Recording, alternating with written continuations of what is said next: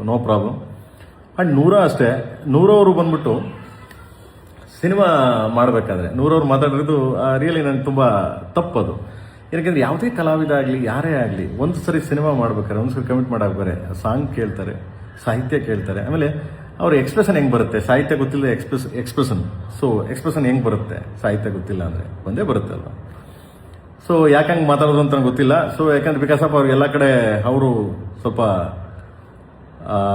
ಎಲ್ಲೋ controversy ಆಗ್ತಿದೆ, ಅದರಿಂದ ನಾನು ತಪ್ಪಿಸ್ಕೊಳ್ಳೋಣ ಅನ್ನೋ ಒಂದು ದೃಷ್ಟಿಯಿಂದ ನೂರ ಮಾತಾಡಿದ್ದಾರೆ. ಯಾಕಂದರೆ ಮೊನ್ನೆ ಸಾಂಗ್ ರಿಲೀಸ್ ಆದಾಗಲೂ ಅಷ್ಟೇ ನಾನು ತುಂಬ ಖುಷಿ ಆಯಿತು, ಪ್ರೇಮ ಒಟ್ಟಿಗೆ ಕೆಲಸ ಮಾಡಿ ಅದು ತುಂಬ ಅದ್ಭುತವಾದ ಸಾಂಗ್ ಅಂತೆಲ್ಲ ಹೇಳಿದ್ರು. ಸೊ ಎನಿವೆ ಅವ್ರಿಗೆ ಈ ಥರ ಕಾಂಟ್ರವರ್ಸಿ ಪಾಪ ನೊಂದ್ಕೊಂಡು ಒಂದು ಹೆಣ್ಮಗು ನೊಂದ್ಕೊಂಡು ಹೇಳಿರ್ಬೋದು.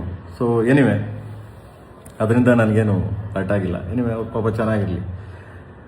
ಆ್ಯಂಡ್ ಸೊ ಈ ಸಾಂಗ್ನ ನಾನು ಮತ್ತೆ ರೀರೈಟ್ ಮಾಡಿ ನಿಮ್ಗೆ ಯಾರಿಗೂ ತೊಂದರೆ ಆಗ್ದಂಗೆ, ನಿಮ್ಗೆ ಯಾರಿಗೂ ಹರ್ಟ್ ಆಗ್ದಂಗೆ ಸೊ ಮತ್ತೆ ಇದನ್ನು ಅಪ್ಲೋಡ್ ಮಾಡ್ತೀನಿ. ಓಕೆ. ಆ್ಯಂಡ್ ಯಾರಿಗಾದ್ರೂ ನಿಮ್ಗೆ ಹರ್ಟ್ ಆಗಿದ್ರೆ, ಸೊ ಯಾರಿಗಾದ್ರೂ ನನ್ನಿಂದ ನಿಮ್ಗೆ ತೊಂದರೆ ಆಗಿದ್ರೆ, ನನ್ನಿಂದ ನಿಮಗೆ ನೋವಾಗಿದ್ರೆ ಸೊ ಕ್ಷಮೆ ಇರಲಿ. ನನ್ನ ಕಡೆಯಿಂದ, ನನ್ನ KD ಟೀಮ್ ಕಡೆಯಿಂದ ಹಾಗೂ KVN ಪ್ರೊಡಕ್ಷನ್ ಕಡೆಯಿಂದನೂ ನಾನು ನಿಮ್ಗಳಿಗೆಲ್ಲ ಕ್ಷಮೆ ಕೇಳ್ತೀನಿ. And thank you. ಅತಿ ಶೀಘ್ರದಲ್ಲೇ ಅದನ್ನು ಬೇರೆ ಚೇಂಜ್ ಮಾಡಿ ಸೊ ಅಪ್ಲೋಡ್ ಮಾಡ್ತೀನಿ. Thank you. ಆ್ಯಂಡ್ ಎಲ್ಲರಿಗೂ ಯುಗಾದಿ ಹಬ್ಬದ ಶುಭಾಶಯಗಳು.